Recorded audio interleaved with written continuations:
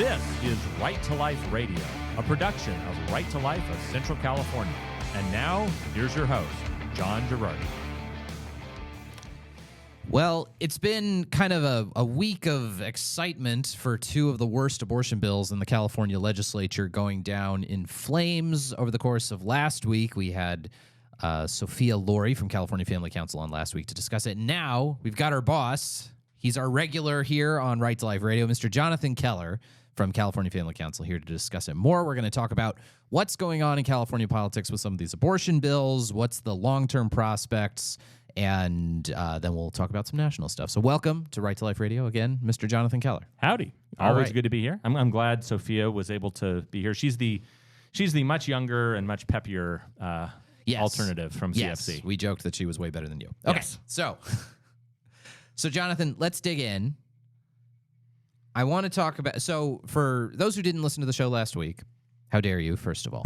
Secondly, the two bills that we were sort of monitoring most closely over the course of this legislative year relating to abortion went down to an unexpected defeat last week. Like legitimately unexpected. Very, completely, wildly, totally unexpected. I would have bet $1 million gazillion that they would just pass swimmingly, and they got killed. They genuinely got killed. They failed to meet a necessary deadline for passage through the committee process in the California legislature, and as a result, they are dead. They are done for the year, kaput. And those two pieces of legislation were AB 315 and AB 710. AB 315 was going to basically allow people to sue pro-life pregnancy centers and clinics for, quote, for deceptive advertising. That was the idea, that if they were deceptive in their advertising about whether or not they offered abortion services, they could be open to private individual lawsuits from any Yahoo who was deceived by their activities. So if you have something on your website that isn't 100% clear about abortion, somehow maybe you say you offer comprehensive services and someone argues, well, that's not really comprehensive because you don't offer abortion, you can be subject to a lawsuit and a $1,000 fine. The other was AB 710, which was going to be a statewide, basically, propaganda campaign in favor of abortion and in opposition to pro-life pregnancy centers.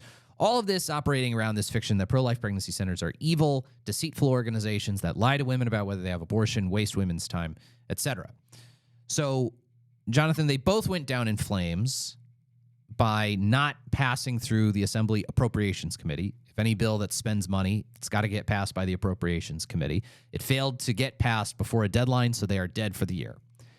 So I ask you, are they actually dead for the year? What do you think? Well, in the words of Miracle Max, it's not all dead. He's mostly dead. He's mostly dead? Okay, so well, let's think about it. Here's what I mean on this. I do think that these particular bills, barring like some incredibly extraordinary circumstances, these particular bills, I think, are actually dead. For the year. Yes. And the question, we talked to our good friend, Penny Harrington, who is volunteer extraordinaire. She literally won our Volunteer of the Year award for CFC at our banquet this year. She deserves that for she's deserved that for several years running. Oh my gosh. She's absolutely wonderful. So Penny was the former legislative director for Concerned Women of America in California, and basically for the pro-life organizations in California, she kind of combs through every new bill that's introduced in the legislature every year and identifies for us all of the problematic bills that relate to abortion. So she does this yeoman's work of combing through every newly introduced piece of legislation in California, and I know to let us know what's going on. She a true expert on the legislative process, the nitty-gritties of the California legislative process. She's great. And she lives down in the San Diego area, so I don't know that she is a regular listener to Right to Life Radio, but I'm going to be texting her this episode when it is up so that she can hear us sing her praises. So thank you, Penny. If you get to listen or watch this, thank you. You're the bomb. I was actually on a plane, and she was texting Greg and I and said, okay, I'm watching the appropriations hearing, and oh my gosh, 315, 710, they're dead. And she ended up then calling the offices afterwards. And as far as we can tell, the offices of the legislators who introduced the bills, correct, who wrote the bills. Correct. So, and that's the people you should ask, which Penny knows. Yeah. And they, both of these legislators said that the bill is dead for the year. But they also said, interestingly, which I did not realize this, but apparently they cannot just copy and paste and reintroduce the exact same legislation next year. Mm-hmm. They would have to wait. They would have to either have a substantially different bill. Oh, or so it's kind of dead for 2 years. Potentially, that's what it sounds like. It may be dead until the next legislative session, which this is the 2023-2024 legislative session. This version of the legislature post the 2022 elections. This is what we have. Yeah, right. And if it is dead for that amount of time, then it would be. We would potentially mean we would not have to deal with this until 2025. Now, some of these rules are a little bit... Which would be great. It would be huge. Yeah. Some of these rules are a little bit arcane and a little bit frustrating, to put it mildly. Yeah. And there are definitely I'm sure there are some workarounds. Yes. Especially, I would say, for 710. But yes. Anyway. Well, and that one, 710 is the one that's probably the easiest for them to try to find some unallocated funds and say, all right, we're going to go ahead and do more advertising for abortion. We're going to roll in additional abortion advertising. Well, and that's the concern that I want to address. So what are the odds that, because we've seen this, I think, happen before with abortion legislation, where the standalone bill that was going to do something abortion-y, it dies. It doesn't pass through a committee in the right amount of time. It does this, that, or the other. And then what they do is they just take the language and they just stick it into the budget bill. Right. So what is the threat with and again, restating, AB 315 opens up pro-life pregnancy centers to lawsuits if they engage in deceptive advertising. 710 would be a state-funded propaganda campaign, advertising campaign in favor of abortion against pro-life pregnancy centers. So what are the odds that we could see these bills resurrected in that sort of way? Well, so this is the area where I made my Princess Bride joke about mostly dead. Mostly dead. The trick is there was a very interesting statement from Governor Newsom about a week ago, maybe 2 weeks ago. Mm-hmm. And he said, hey, look, everybody, I realize that y'all think you have until September 14th or 15th to pass all your legislation. That's how it normally is in a non-election year. You have till basically the middle of September. In an election year, you have until the end of August to pass your legislation. And then the governor has a month to sign or veto everything subsequent to that. Right. But Governor Newsom is facing down the barrel of this massive budget deficit. Right. $31 billion. $31 billion, which, by the way, just coincidentally is only, less than a third of what our surplus was last year, but who's counting? Right. Well, anyway, it's so funny. Anyway, continue. We won't get into budgetary arguments here on Right to Life Radio. Well, so John, here's the answer on this. Governor Newsom said, look, I know you think you all have until September 15th, but I really want you to be done by June 15th because that's when the budget has to be passed. That's the constitutional deadline for the budget. Right. And, John, there's two questions on this. Number one is, or two thoughts. Thought number one is maybe he is looking at down the barrel of this huge deficit, and he's like, I don't want to have the budget pass and then have all these bills that are spending a whole bunch of money. More money. That I've got to then veto, and I'm going to look really bad. He's got to be the bad guy for it, yeah. So I'd like you... Which, if I may interject, sorry, you're the governor. Yep. That's the job. That's kind of your job. You have to be the adult in the room. You have to be the bad guy. That's what every governor has had to do. Yes. But anyway. And Jerry Brown was very good at that. I mean, there was a long-running joke that the best Republican in Sacramento was Jerry Brown. Right, exactly. For many years. Yeah. Because he was the only one that could actually stop some of this craziness. Yeah. Well, so John, thought number one is maybe Governor Newsom is he just doesn't want to be the bad guy, so he's trying to scuttle all these bills or fold them into the budget process, so it's all lumped together. Because then if there's some give and take, and you got to make some compromises here and there, it's like, look, everybody's taking a haircut on what they want because we're all doing this. We're for all the in budget this bill. together. So that's number one. Maybe he's just not wanting the budget to be controversial and everything like that. Sure. Or, John, and I know we're going to have to, I don't know what our time is, but I know we're going to have to go to a break here. No, we got 5 minutes. Oh, okay. Well, then perfect. Then I'll say this. So the other thought is, I'm just throwing this out here. Conspiracy Jonathan puts on his hat. It's also possible that perhaps Governor Newsom is going to be thinking he might be occupied with other activities around the rest of the country. Like a job he might try to be applying for this summer. He might have some trips, some campaign stops he might have to make. Might be booking some plane tickets to Iowa or New Hampshire or other oddly specific states like that, South Carolina. Maybe he's thinking that he doesn't really want to be around between mid-September to mid-October. That could very well be. Perhaps he is thinking, look, guys, you better get all this stuff done because there's a decent chance I might be jet setting around certain early primary having states. I mean, I'm just saying, if you look at... I hear the Iowa State Fair is a lovely time to visit. Well, you look at the fact that Governor DeSantis out of Florida has been, for listeners who aren't remembering, he just won his second term as governor in 2022. November. He won in November. And at Governor DeSantis's re-election party, which is also the same night Gavin Newsom won his re-election campaign. Right. At Governor DeSantis's re-election party, though, they were literally chanting, two more years. 2 more years. Exactly, which, yeah. For those of you not doing the math, a term is normally 4 years. He wants to run for president in 2 years. They want him to run for president in 2 years, yeah. But essentially, Governor DeSantis was like, it was an open secret that he was like, look, I was elected to do a job, and I would like to run for president, but I just got reelected. I am not going to run until the legislative session is over in the state of Florida. The Florida legislative session just ended. It literally just ended in the month of May, and that's why my good friend and counterpart John Stemberger, who runs the Florida Family Policy Council, they just had Governor DeSantis there at their banquet a couple days ago. Yeah. And they gave him this William Wilberforce Award for standing up for faith and family. Yeah. He gave this great speech talking about all of the pro-life, pro-family accomplishments he's had. Yeah. But so basically, Newsom might be...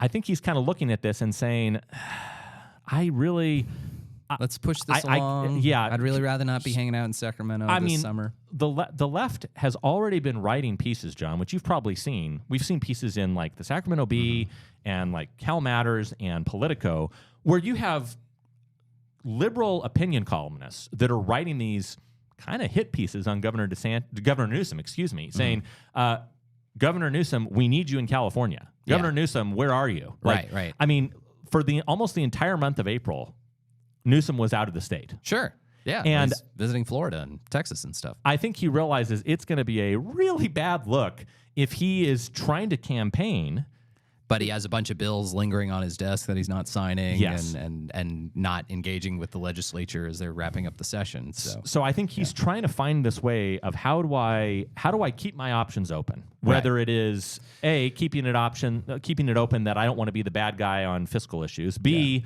I don't want to be the bad guy of having a $31 billion deficit with my budget. Well, and that's the other, it's weird because I could see AB 710 come back, which is, again, that's the bill to promote, an abortion propaganda campaign. I could see it come back, folded in with the budget, but again, we don't have any money. So anyway, we're going to dig into that more following the break. John Girardi here with Jonathan Keller talking California politics, the defeat of some bad pro-abortion bills. We'll be back here on Right to Life Radio. Our production is always Right to Life of Central California, rtlcc.org. Well, the California legislature and Governor Newsom are facing some problems. On the one hand, they want to do a bunch of pro-abortion stuff. On the other hand, they ain't got no money. And when you don't have money, it really limits what you can do. So we've been asking ourselves this question after the defeat of AB 710 and the defeat of AB 315. These were the two worst bills, maybe two of the worst bills before the California legislature this year. Looking at the question of abortion, we were wondering, well, could these things come back?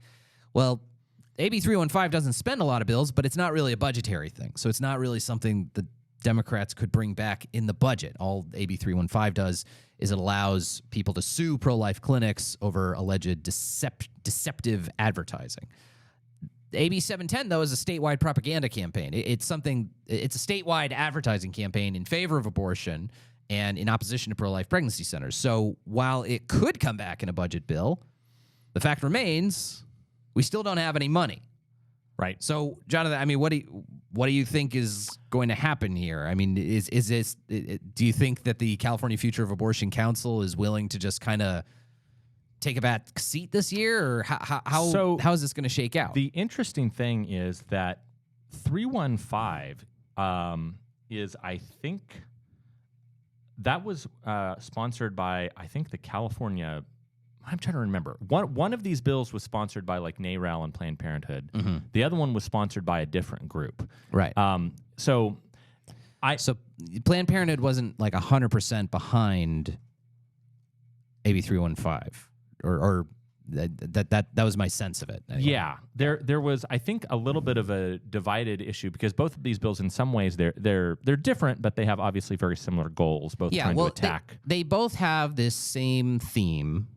That pro-life, which I think is false, and it's this false narrative that has been shown in such a variety of fora as episodes of Law and Order, like basically this idea that pro-life pregnancy centers lie to women, deceive them into thinking they can get abortions from them when actually they don't offer them, and then delay a woman's ability to get an abortion until much later when an abortion is more invasive.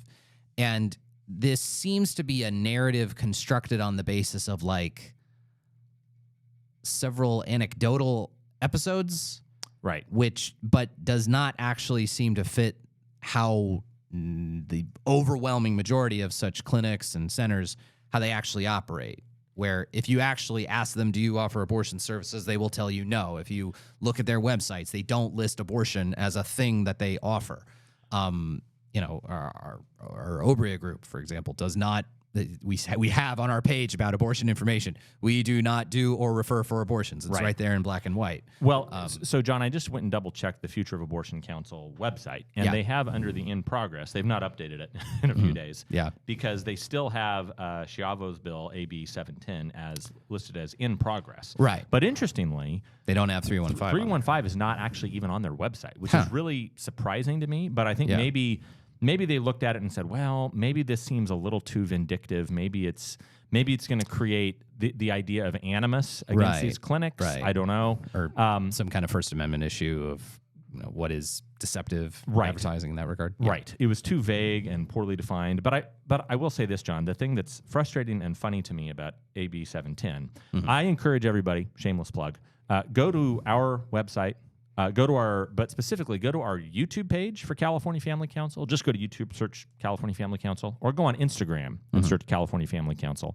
Our social media manager, Sophia, who was on last week, there we go. She did a great job of compiling some of the testimony of this. And the thing that was so incredible to me was she did this great point counterpoint video where she spliced together the testimony from the author of the bill, Assemblywoman Schiavo, and then the person from NARAL who was there, which, this is a side note, the person from NARAL who was there was very obviously pregnant, which is just, I'm very happy for her, but it was just such a weird visual. Yeah, it's just very odd. I mean, God bless her. I hope that she has a wonderful baby and that maybe this somehow changes her mind and her heart, but it was just very disturbing that she's literally sitting here like 7 months pregnant and is advocating for attacks on pregnancy centers. But Sophia did this great point counterpoint where she is contrasting in the same video the testimony of the pro side that's trying to advocate for this bill versus Heidi Matzke, who is the director of Alternatives Pregnancy Center up there in Sacramento. And the thing that was just amazing to me is that Assemblywoman Schiavo was like, these clinics are false advertising. They lie to women. They're deceptive, blah, blah, blah, blah, blah. And I had kind of this idea. We didn't think about it until after the hearing because we didn't realize how aggressive she was going to come out in this hearing. But I reached out to my team at CFC and Sophia specifically, and I said, hey, are there any pregnancy centers that are actually in the 40th Assembly District that she represents? District. Yeah. And we looked it up, and sure enough, there are multiple centers. Yeah. Including, we're going to be doing a press conference with one of those centers later this week. You'll be able, by the time this airs, you'll be able to go on our website and watch that press conference. Yeah. But literally, there is a fully licensed pregnancy medical clinic Yeah. that is in the assembly district that she represents. And, John, not only is it fully licensed, fully medical, not only is it not deceptive, not only just like Obria or the pregnancy center here, not only do they tell the truth about what they do, they have actually invited Assemblywoman Schiavo multiple times To come visit the clinic. since she was elected. They've said, hey, You want to come by? we're one of your constituents. We would love for you to come and see the good work that we do. I mean, theoretically, I realize obviously most people who support pregnancy resource centers are pro-life, but technically, you don't even have to be pro-life to support one of these centers. I mean, Yeah, well, I mean, our Obria clinic, we have pro-choice supporters. yeah, It's because, I mean, basically what does our clinic do? We provide high-quality prenatal medical care to lower-income people. We don't do abortions. We also don't do oil changes. So we don't do or provide referrals for either of those services. yeah. But I mean, what we do is unequivocally good, and there's nothing. We're not taking anything off the table. We're all we're doing is providing good services. We're not putting anything bad on the table. Or anyway, we're just doing services that everyone has to kind of acknowledge are sort of universally good. And the other thing that you have to acknowledge that I would assume even pro-choice individuals would have to acknowledge, I mean, we certainly know that Planned Parenthood acknowledges this, is that Planned Parenthood does not provide most of these services. Yeah. Parenting classes, no, they do not provide those. Diapers and baby formula, usually, no. Planned Parenthood does not provide those. Ultrasounds and follow-up appointments for you to keep your baby and to parent your child, no. They do not usually provide those. I mean, there's a whole host of resources that pregnancy medical centers provide that Planned Parenthood and other abortion centers, abortion providers do not offer. So you would think that if your actual goal is to provide your constituents with, as you said, high quality, free healthcare, Right. a pregnancy resource center, pregnancy medical clinic would actually be a great partner. It would be a net benefit. Yeah, of course it would. Yeah, And that's but why she's so consumed with the narrative, she can't even stop to go to the clinic that's actually in her district and talk with them and look at their website and see what they do. I mean, it's just easier to lie about it because that's what was on that episode of Law and Order that one time. All right, when we return, we're going to talk about how abortion is shaping up the Republican primaries, some interesting contrast between the various people entering the race. That is next on Right to Life Radio. Our production is always Right to Life of Central California, rtlcc.org.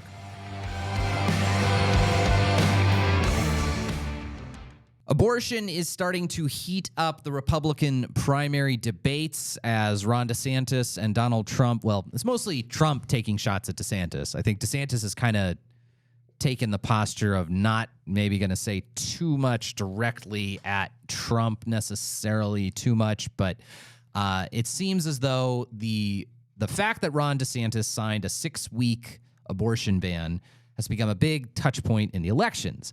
And this raises the question, which we've talked about on the show quite a bit, Jonathan, of, okay, Roe is overturned now. It's a new ball game. Legislatures can pass laws to limit abortion now. So what are we going to do? And by we, I guess I mean the pro-life movement politically in general. And I think one of the things that we have to decide now is that we can't just elect presidents. The choices are much more varied now as far as what we're looking for in a president. Before, basically, all a president had to say was, I'll nominate justices to overturn Roe v. Wade. And we're like, all right, well, it's the only thing you can do, more or less. I mean, there's some legislation, national pro-life legislation you could do, but for the most part, it was just, what kind of Supreme Court justices are you going to nominate? Well, now we have the actual ability for Congress to write and pass laws regarding the question of abortion. So Ron DeSantis passes this law in Florida banning abortion after the 6-week point of pregnancy, a heartbeat bill. Right. President Trump criticizes that and says that is too harsh. I think he used that language, that it was too harsh. And he also sort of promoted the idea, though, that abortion legislation should be left to the states, which is what DeSantis did. He passed a state abortion restriction. Anyway. And John, the hilarious thing, I just have to point out there. Yeah. You don't see Trump, even though it would be well within his normal animus and vitriol against Brian Kemp, you don't see him attacking Brian Kemp for passing a heartbeat law in Georgia. Yeah, Georgia passed a heartbeat law several years prior that finally now has come into effect because Roe's overturned. You don't see him attacking Mike DeWine, who passed a similar law last year in Ohio. Yeah, exactly. You don't see him with similar types of situations in, I mean, Texas has a law that is almost essentially banning almost all abortions completely. in Texas And he's not really criticizing that. No. So I think that. So where does candidate Trump actually stand on this question? And I think it's a really important question, which is, I think it's an important question for people running for president. I think it's an important question for someone running for House of Representatives or Senate. What kinds of abortion limiting legislation do you, as an alleged pro-lifer, what do you actually support? And this is the kind of question that you couldn't ask when Roe v. Wade was on the books, because the Constitution said abortion had to be legal, so passing legislation wouldn't do us much good. But now we've gone from the theoretical to the practical and actual. So there seems to be very much maybe two camps. The one camp is what I'm going to call, and Rich Lowry from National Review, we went to a talk that he gave recently. He's the editor of National Review Online. And he gave a talk where he discussed this, and he said, I think a lot of Republican politicians are going to retreat to a very unprincipled federalism, as he called it, which is federalism is the idea that having a strict sense of the federal government can do this and only this, and state governments have to do this and that, and we have to have federal government should not infringe basically on stuff that is proper to the states, which has been a long-standing kind of conservative critique of the expansion of the federal government since the New Deal. And at the core of a lot of the modern conservative movement. Which I will say, John, not to get too deep into the legal nerds. I know people have been dying for us to discuss Wickard v. Filburn on the Right to Life Radio podcast. But it's one thing if you talk about that, if you're talking about the 10th Amendment and everything, if you're saying, well, maybe we should allow each state to regulate housing policy. Or we should allow them to regulate, in the case of Wickard v. Filburn, the sale of wheat, or a case that just went to the Supreme Court, how pigs are raised and sold for pork. And how California regulates the sale of pigs and how that impacts all the other states. Yes, I mean, those are all things that you can have some very legitimate discussions about. Yeah. But the idea of maybe we should allow each individual state to regulate how and when they kill human beings. Who is allowed to be legally murdered through private means. Yeah. That seems like that might run afoul of, I don't know, the 14th Amendment, perhaps? Constitution, possibly, yes. So, and that's the thing. Even if it didn't run afoul of, like, the 14th Amendment protections of life, liberty, and property, and that the federal government can enforce that, I mean, abortion is a nationwide industry. There's all kinds of stuff that Congress regulates as being part of interstate commerce on flimsier grounds. And so, I think it's well within Congress's ability to regulate the abortion industry and the practice of abortion as a nationwide healthcare practice approved by ACOG, approved by national organizations, which receives different kinds of funding from state Medicaid programs. I mean, it's certain that receives, in some instances, even federal funding. It certainly seems like something that should be regulated by the federal government. So I think a lot of Republicans are taking this position of, I don't think this is something that the states should be involved in. And it's the same Republicans who voted for this kind of legislation when it didn't matter multiple times. Yep. There's a member of the House of Representatives, and there's one member of the House of Representatives who I really just want to blast him for this, because he's voted on legislation to limit abortion like a gazillion times. Like, pass a 20-week ban on abortion. I'm not even sure who you're talking about. I'm very curious. Oh, well, in the House, not in the House Senate? of Representatives. Okay. Where, like, when pressed on it, now that Roe is overturned, does not want to say if he's going to vote for this stuff. And and is he's this a local. California one that I think He is local. Oh, yes. And I don't want. I'm not sure that I want to just blast him on the radio. But anyway, so they're retreating to this unprincipled federalism, and I feel like Trump is kind of doing that. Now, why? So I think it's more so because he just wants to say anything DeSantis is doing is bad. So this is if DeSantis said the sky was blue, he would say no, actually it's green. This is a popular podcast host in the state of Iowa, which many of you know is a early primary state. He was a big Ted Cruz backer. Steve Deace is his name. He was a huge Ted Cruz surrogate in the 2016 campaign. And this is what he said. He came on board with Trump. He was very strongly supportive of Trump during Trump's presidency, saying we appreciate all the good stuff he's doing. But he also was willing to call balls and strikes. He didn't completely abandon some of his concerns. So he said, and he's been a big fan of DeSantis up to this point. He said, if I had to guess what's going on with Trump and baby killing, it's that if he's the nominee, he plans on formally going with a, quote, let each state decide Stephen Douglas position. When he will assume every pro-life voter in the party of Lincoln will be desperate enough to win next year to tolerate that. But he knows he can't take that position in the primary, so he's chucking and ducking until then, but that's just my guess. Right. Well, and this leads us to an interesting little episode with one of the more prominent pro-life advocacy organizations, the Susan B. Anthony list. So Trump makes this statement saying he's not going to support nationwide abortion legislation. A bunch of pro-lifers condemned this. Lila Rose condemned it, who's very influential in the pro-life world. Susan B. Anthony list comes out and condemns it. Then all of a sudden, Susan B. Anthony list gets a meeting with Trump. After the meeting, they come out and they issue a statement talking about all the wonderful things that Trump says he wants to do on the abortion question if he would be elected. Now, did Trump realize he stuck his foot, he stepped in it and he needs to kind of clean up in order to get pro-lifers to back him? I don't know. Maybe. Is he sincere about it? I don't know. Here's my big fear, though. The Republican Party is all over the place right now on this position. We don't know what we want on a national level. Seems like half of Republicans are disagreeing with each other, and even the ones who do agree that we should do some kind of pro-life legislation, a lot of them are saying, let's just shoot for like a 15-week abortion ban or a 20-week abortion ban, something that would really limit very, very few abortions. The left, though, is at least the elected left. The Democrats who are in Congress, Democrats who are running for president. Well, at this point, there's only one Democrat running for president.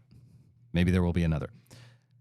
They're all in complete lockstep on what they should do, which is abolish the filibuster rule in the Senate as soon as Democrats get a majority in the House, the Senate, and the White House, and pass a nationwide bill making abortion legal for all 9 months of pregnancy for any reason nationwide. They have no qualms about it. Nope. They pack the Supreme Court in order to reinstitute Roe versus Wade. There are like 2 Democrats in all of Congress, practically, who don't support that position. It's pretty much just Joe Manchin, Kyrsten Sinema, who's not even formally a Democrat anymore. That's about it, right? I mean, to abolish the filibuster, there's 2 of them. Yep, we were that close. Yeah, I mean, we're desperately, dangerously close to having Roe v. Wade come back in the form of a piece of national legislation. I mean, if from January 2021 through January 2023, if Democrats had like 1 or 2 more seats in the Senate, they would have passed nationwide abortion. They would have reinstituted Roe v. Wade, more or less. And that's what I hate about the current Republican primary arguments and this squabbling between DeSantis and Trump over 6 weeks or this, or blah, blah, blah, should we do nationwide abortion? Should we not? Like, we are completely, I shouldn't say we, the Republican Party anyway, pro-lifers, completely not unified. The pro-choice side, totally unified. They're coming into a gunfight with a gun, and we're coming into the gunfight with a squirt gun or with a knife. You know, I mean, we're at best a knife. Like we're completely. I feel as though the Republican Party is completely unequipped to deal with a post-Roe future and what nationwide abortion regulation should be or should look like. And that's the frustrating thing. I feel like it's a really bad situation with regards to nationwide abortion legislation. All right, we're going to dig more into this after the break. This is Right to Life Radio on Power Talk 96.7 AM 1400. A production, as always, of Right to Life of Central California, rtlcc.org. Back with Right to Life Radio. All right, Jonathan, as we're looking at the national picture of abortion and looking at the infighting between DeSantis and Trump over should the Republican Party, should the Republican Party's presidential nominee. This is a 501c3 compliant show here, folks. We don't endorse any candidates. Should the Republican Party's nominee endorse nationwide abortion legislation? Meanwhile, on the left, there's complete lockstep unanimity. And I think this is one of the interesting things about Joe Biden. This relates to Joe Biden being old. Joe Biden used to be much more moderate on abortion from the earlier point of his career through till today. Joe Biden used to be opposed to federal funding for abortion, changed his mind on it in 2019. He used to be fiercely opposed to even the very idea of packing the Supreme Court. Seems to have very much softened his view on that, seems to be much more open to it. Was at one point fiercely opposed to the idea of abolishing the filibuster rule in the Senate for any reason. Now, when there's the possibility of trying to codify Roe v. Wade via statute, seems to be open to abolishing the filibuster rule in the Senate. And, you know, I can't read people's minds or anything, and I don't have a camera installed in 1600 Pennsylvania Avenue to know exactly what goes on in the Oval Office. Thank God for that. But this is kind of where I think the president being old is the most significant. It's more than just he looks bad in press conferences and slurs his speech and shuffles when he walks. I feel like the president's age has contributed to him being convinced by harder left-wing radicals within his own party, within his own administration, to adopt, and before that, in his campaign in 2020, into adopting harder and more extreme and more norm-violative policies in defense of abortion, and specifically in defense of abortion. I think a lot of it, John, and I've heard this too, he may be more receptive to guidance, not from his party, but from his granddaughters. Maybe. Who are hard left progressives by all accounts. Yeah. Well, and that's the thing, is Senator Joe Biden went on ad nauseum about how horrible it would be to abolish the filibuster in the Senate. Senator Biden talked about how it was the worst thing FDR ever did to threaten to pack the Supreme Court and what a terrible thing it was. It was one of the worst things ever. Senator Biden cited his deeply grounded Catholic faith for the reason why he opposed federal funding for abortion. And he's flip-flopped on all those positions. And I think a lot of people sort of attributed to, he's a politician. He's just, look at his finger, feel which way the wind is blowing. I sort of wonder more and more, because he keeps doing this with other kinds of issues, like even this 14th Amendment debate on the debt ceiling. Like, does he just get kind of pushed around by people who work for him? And is he so elderly he just kind of can't say no? I genuinely wonder that. And if you're going to say that's a horrible thing to say, he sets the record every single day for oldest president in American history. I feel like it's a legitimate question to ask, is if the man is too old. The vast majority of the country thinks he's too old to be president. Anyway, I'm just asking to be the fair, question, and it impacts our issue. If the IRS is listening, I mean, President Trump would be the second oldest person to ever be elected president. He would also be the second oldest. Just to be fair. Just to be fair. All right, that'll do it for Right to Life Radio. We'll see you next time on Power Talk.